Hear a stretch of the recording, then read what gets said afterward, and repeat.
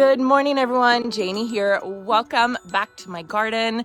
You all can see I am standing right in front of my stock tanks with my beautiful, beautiful pink tulips in them because they're on their last leg. It's so sad. They're starting to fade. They're still, I'm still going to leave them. I'm going to leave them for as long as I can, but I just wanted to get them on camera as much as I could just so I could remember how beautiful they were. And I'll show you, I have a couple red ones. I threw in a couple red bulbs because I love that look of not being able to control, you know, all the colors of nature. And it was so, this is just so funny. It's just so appropriate for what I'm talking about. So the story behind the red tulips is last year at my last property, I planted a whole bunch of pink tulips and a couple red ones popped up. And instead of pulling them out, I decided to leave them because I just thought it was so beautiful.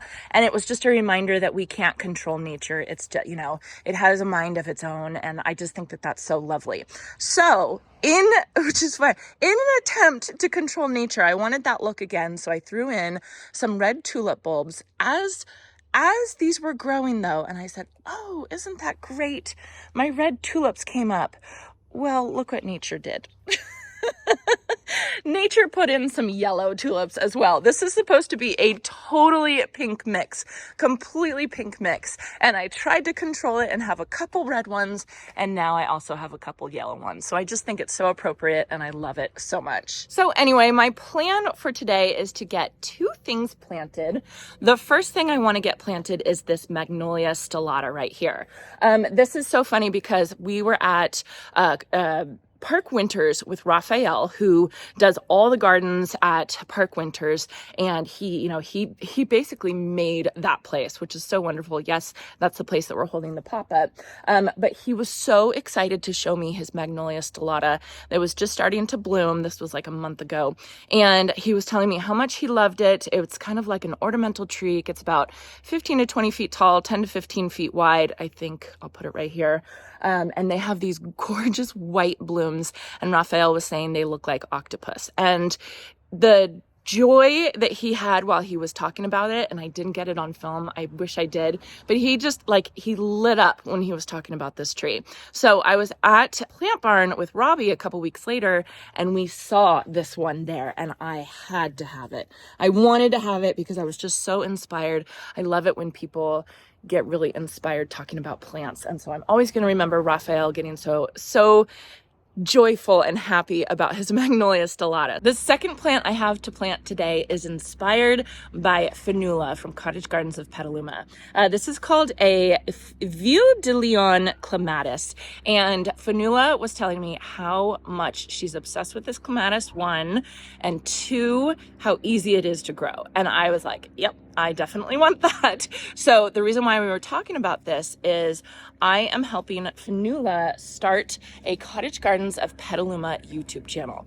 And I definitely pushed Fionuala to do this because she has so much knowledge up here that I just want her to share it with everybody. And if you go to Cottage Gardens of Petaluma and you catch Fionuala, you can ask her so many questions, and she is just an encyclopedia of all the plants that she has. But I just thought, how great would it be if she could put it on video and more people could watch it. So I went there like a week ago. We filmed a video on potatoes that's really good. I'll link the channel down below. And then we also filmed a video on clematis, and she is the clematis queen. She is obsessed with clematis. I love hearing her talk about it. And so she was showing me her favorite ones, and she pointed out this one. And so of course I had to get it, and of course I had to plant it in my garden. Let me show you a couple clips where she will talk about it, and then also she'll talk about how to plant it properly. Show me, what's your favorite one out of these 50? Out of the 50, my current favorites this week's favorite. Yeah. Boulevard Samaritan Joe for a shortish one. Oh, okay. I've got one over here that is just amazing, Ville de Leon. She gets about 12 feet tall. Oh my gosh. Stunning blooms. It is just incredible. So 12 feet tall in one season? Yes. What? Yeah. Are you kidding? It's That's amazing. And we use this for cut flowers, for display, for it's just a stunning plant. Wow. It's not subtle. not for the love of the subtle. You know, it's really like who likes very subtle? bright. Yeah, exactly. Who likes subtle? And it's also super easy to grow. It's like one of those, you know, no-fail great beginner clematis. Oh, great. Really recommend this one. So that might be one that I need to take home. Yes, do. And let me know how you do with it. It's really a good one. Okay, awesome. I mean, the pink color is just incredible. Plus the anthers in the center. Yeah. And it has a very light barring in the middle of each petal that is super pretty. So if I was to take one of these home, how would I plant it? What would be the best way to plant it? You want to start with afternoon shade, Okay. rich soil. Okay. Picture all the growth it's going to do this year. It's going to get up to 12 feet tall. It's going to needs give you food. a ton of blooms. Yeah. It needs good, rich soil to start with. Okay. If you have gophers, I do recommend a gopher cage, you know, protect. Okay. Just because it's so spectacular, you don't want it just to keel over dead from a gopher. Yeah. You know. Regular water is vital with these. Okay. Again, picture the growth it's going to do. It needs and some the water. leaves are so lush. Something this lush and this full of flowers is going to need regular water. Okay. So the location that I think I'm going to plant my clematis is front and center. So I definitely need a trellis. I needed a trellis and then I needed morning sun. And in my garden, I mean, it is so bare and open right now that morning sun is definitely limited for me. This is the east. This is the west. So here's my house right there. So the best place that I can do for morning sun is right in front of my house. And do you see that little lattice right there? That's where I'm going. So here's my zigzag planter. Sorry about my shadow. It is full of daffodils right now. They're the Bloom Factory blend from colorblends.com, and it is almost about to burst. It is so close, and I'm so excited to see it. And then I do have my pink cashmere Superbina. This is from last year, you guys. This is last year, and it overwintered for me in these pots. I'm in zone 9B, and I fertilized them once this year. I'm so they're so beautiful. I love this plant so much. So you can see everything's pretty full, and it's going to be full with the summer annuals that I plant. But the one spot that I have open is right over here. And the reason why I stopped right here is just because I ran out of daffodil bulbs. But I think that was kind of a blessing in disguise, because then it reminded me that I had a spot right here to plant something. The house is going to protect it from the hot afternoon sun, just like Fionuala was saying. It has tons of compost. This is filled with compost. So it has plenty of fertilizer. It's protected from critters, and it has this little lattice thing right here and the pergola for the clematis to grow on. So as soon as I thought of this spot, I thought, oh, perfect. It's so good. It's so perfect. So let me get the clematis in right now.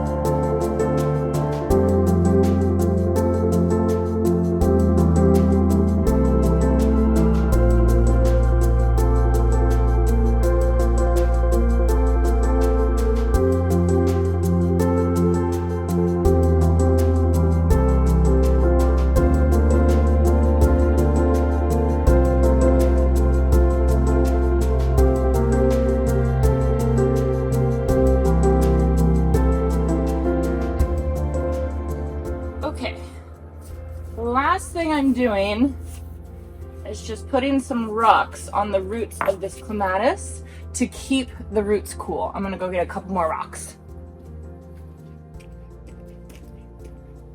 Luckily, I randomly have rocks all over my garden, so it's perfect. So just a quick note on pruning for Ville de Lion clematis. Ville de Lion is a clematis pruning group 3, which means it blooms on new wood, and that means late winter, early spring, you just cut it back hard. You basically just give it one big chop about 12 inches above the ground. But Fionnuala had some really, really interesting advice on pruning clematis. She has simplified it basically, which I think is absolutely wonderful because I always have a really hard time remembering the pruning groups and remembering what I'm supposed to do and really knowing which group my clematis is in. So listen to Fionnuala here and her advice on pruning clematis. So that's a whole nother thing that kind of confuses me a little bit because I know that there's different groups of clematis and you have to know what group you have for pruning. Is that right? Am I right about that? You are right. That's the general knowledge that's out there. With our experience of growing them for like 30-something years, we have changed it up a little bit to simplify both our lives and the lives of all the gardeners who shop here. Okay, tell me. I will tell you. Apart from the evergreen ones and the clematis in the Montana group, Okay. and some of the little scramblers, which I won't even talk about today, what we do is we prune them just twice a year. Okay. So you get this, you take this home, you let it get up to its full height this year, let it bloom away. When you see more seed heads and flowers on it, or when you're really done with the whole thing and you're just seeing seed heads, then you cut it back by half. Oh. And you feed it at that point. Oh. Yeah. Okay, what would I feed it then? At that point, I always recommend a good, well-balanced fertilizer, like a 16 or a 555. Got it. Depending on the one that you generally use. Okay. So you cut it back by half. And then it's going to produce a whole other flush of growth and a whole other flush of blooms. Oh. Yeah. Okay. Super cool. So if you're a florist, this is really great. You know, you're going to get 2 huge flushes of amazing blooms. Beautiful blooms. Yeah, it's really great. Keeps it simple too. Yeah, that really does simplify it rather than knowing I know. the group kind and how I should do this. Yeah, it's very confusing for me sometimes. So pretty much all of the clematis that you sell here, except for the Montana and the evergreen, which we'll show you in a minute, you're going to cut back by half. By half after the first flush of bloom. Okay, what about the second flush? All right, so then it's going to do it all over again. You got big, beautiful plant way up there, and this might be October or November at this point. Okay. That it's still blooming for you. That's crazy, really? I know. Oh my gosh. We had a bloom over there at Christmas No. last year. I know, because we didn't get frost. So, That's amazing. yeah. So then what happens, at that point, winter comes in and you get a bunch of brown twigs and dead foliage, and it's just kind of like sort of icky looking. Yeah. You leave it alone for a little while longer, and in January, you cut it back down, but this time much lower. Okay. Yeah. So closer to the ground the second time. Closer to the ground, so about 18 inches, 2 feet. Okay. Somewhere in there. The plant actually sort of tells you. All right. And you're going to cut to to a pair of buds, basically. Okay. The plant will tell you. You'll kind of see it. Okay. Yeah, you'll know Got what it. you're looking at. And you cut it back way far and you haul away all that debris. At this point, you got like armloads of debris. Yeah. Because it's been so flowery for you. Wow. Yeah. How exciting. It really is exciting. Do you fertilize after the second time? You do. Oh, okay. And this is kind of mid-January or so. Keep an eye on your weather and where you are and expected frost.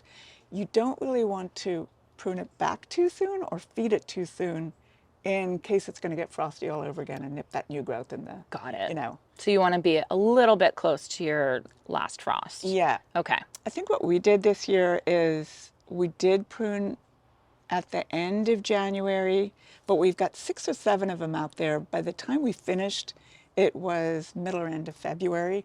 All of it worked out fine. It was fine. It was all fine. So just kind of keep an eye on the frost if we're having a really cool winter. Might want to wait a little bit. Yeah. Okay. Exactly. Again, the weather's going to tell you and the plant is going to tell you. If you leave it a little too long, you're going to start seeing new growth on those dead-looking twigs. You're going to start seeing new growth. Then you know you have to prune it. Okay. Yeah. What happens if you just don't prune it? Will it just get crazy and a mess? It's kind of crazy and messy. It's more messy. It's not going to kill it. Okay. It's just messy looking. You've got all the brown growth and then the new growth trying to look all fresh and beautiful. Okay. All You right. know, just saying. So it's not the end of the world, but you'll appreciate it more if you prune it back. Exactly. So twice a year. Yeah. That does make it so much easier. Doesn't it? I Yeah. know. It It becomes more accessible and less threatening. Yes. Yeah, you feel like, I can do this. This is not Sometimes hard. pruning is really intimidating. So to make it simple really makes it so much easier. Exactly. Okay, let's move on to planting my Magnolia Stilata. This one, the cultivar is called Royal Star. I am going to plant it right next to my purple hopseed because I think the foliage, the beautiful green foliage of this compared with the beautiful dark burgundy foliage of my purple hopseed tree. Some people call it a bush. I'm going to call it a tree because I'm going to train mine up as a tree, like give it a standard trunk. These get about 15 feet tall and 12 feet wide, which is exactly the dimensions of the Magnolia Stilata. I do want to point out the little bloom buds right here. I'm so excited. They have these papery pink blooms that come in the spring and they're almost here. This is covered with them, which I can't wait to see them. So I thought the foliage of that would be perfect with look at this green foliage of the Magnolia Stilata. So again, both get 15 feet tall, 12 feet wide. I think I'm gonna put the Magnolia like right here, right next to all these weeds that I probably should take care of these today, right?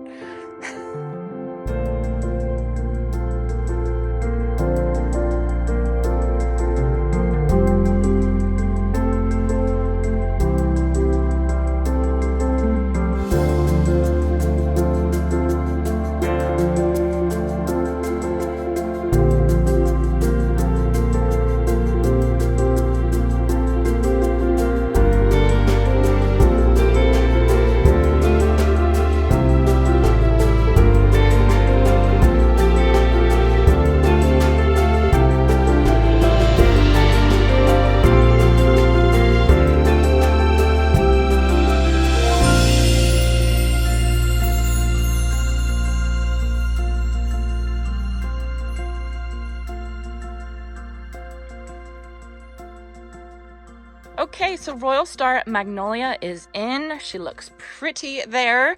I got most of the weeds cleaned up. Don't look too closely. The Magnolia Stilata is 12 feet away from the purple hopseed tree. Both of these are going to get 12 feet wide. So if you think 12 feet is the center, 12 feet, the center of 12 feet, I did 6 feet to here and 6 feet to here. So they're basically going to touch right here, which I think is going to be perfect. And then coming over here, let me show you the March blooming garden that I planted. I am just loving it so much. I'm loving the color. You can see this from my dining room and it just feels so good to get some color in here. One thing I did want to point out is the heather. Oh my gosh, there's the bee. Cute. Well, he's busy, huh? So, oh my gosh, there's another one on there. I didn't realize they like this heather so much. So basically I was saying I didn't understand why it was called Kramer's Rote. And that's the name of this plant, of this heather. And then a couple of you on the comments told me that Rote is the name for red in German. And Kramer, who developed this plant, is German. So basically it means Kramer's red, which, yes, I can totally see that. It's a very, very deep, dark pink, almost a red. And I just think it's beautiful. So anyway, there's this, the March blooming garden. One more thing I want to show you. I get so distracted. Look. So this was the bud that I showed you when I was planting that garden. I showed you this bud and the bud came out. This is high fragrance camellia. Anyway, getting so distracted. I planted the Ville de Lyon Clematis right up there, and I planted the Magnolia Stilata right there. So good day. I just love all the progress that I'm seeing in this garden. Every plant I plant, I just get that much more excited because we're getting there. And I don't even have my annuals in yet, which is just, oh my goodness, it's going to be so exciting once I get those in. So I hope you all enjoyed this, and I hope you all have a chance to get in your garden today.